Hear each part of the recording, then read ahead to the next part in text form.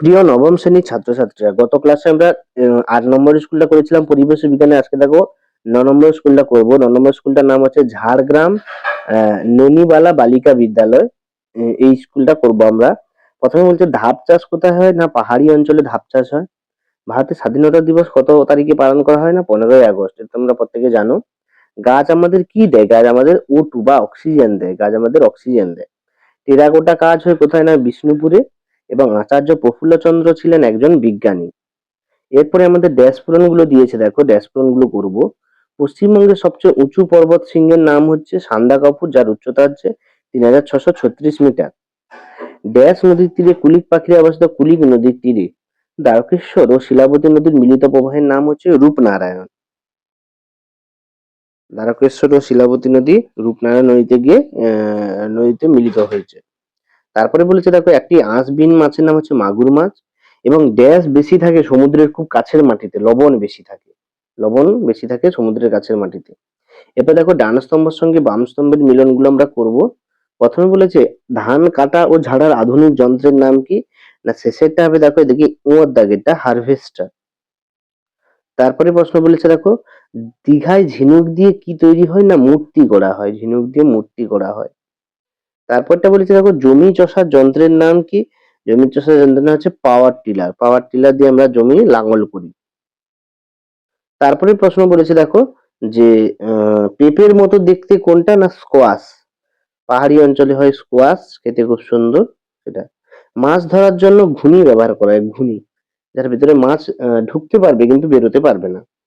তো আমরা বাম স্তম্ভ ডান স্তম্ভগুলো করলাম। এরপরে আমরা চলে যাচ্ছি এসএকিউ প্রশ্নগুলো। ডিভিসির পুরো নাম কি? ডিভিসির পুরো নাম হচ্ছে দামোদর ভ্যালি কর্পোরেশন। লেখা আছে দেখো দামোদর ভ্যালি কর্পোরেশন। বন থেকে আমরা কি পাই? কাঠ, মধু, মোম ইত্যাদি পাই। জ্বালানি লিখলেও হবে। বাঁকুড়া ও পুরুলিয়ার মাটি লালচে কেন? না এখানে লোহার ভাগ বেশি থাকে, এই জন্য এটা লালচে। লোহার ভাগটা বেশি থাকে। তারপরে বলছে দেখো একটি ম্যানগ্রোভ জাতীয় উদ্ভিদের নাম হচ্ছে সুন্দরী গাছ। এবং চিত্তরঞ্জন শহর কেন বিখ্যাত? কারণ এখানে রেল ইঞ্জিন তৈরির কারখানা অবস্থিত। চিত্তরঞ্জনে রেল ইঞ্জিন তৈরির কারখানা অবস্থিত। এরপরে দেখো লং কোশ্চেন গুলো আমি দেখিয়ে দিচ্ছি, তারপর উত্তরগুলো আমি করিয়ে দিচ্ছি। দেখো প্রথমে বলেছে ভারতের সবুজ বিপ্লব বলতে কি বোঝো? নিত্যবন নদী কিভাবে সৃষ্টি হয়? খনি অঞ্চলে ধস নামে কেন? আউশ ধান ও আমন ধানের দুটো পার্থক্য। ইংরেজদের অত্যাচারের বিরুদ্ধে লড়াই করে প্রাণ দিয়েছে আমরা শহীদের নাম, এবং তিতুমির কে ছিলেন? তো চলো এই প্রশ্নের উত্তরগুলো আমরা দেখে নিই। তো এখানে টোটাল 5টা বড় প্রশ্ন দিয়েছে। সেই 5টা বড় প্রশ্ন ৯ নম্বর স্কুলে দেখো। ভারতের সবুজ বিপ্লব বলতে কি বোঝো?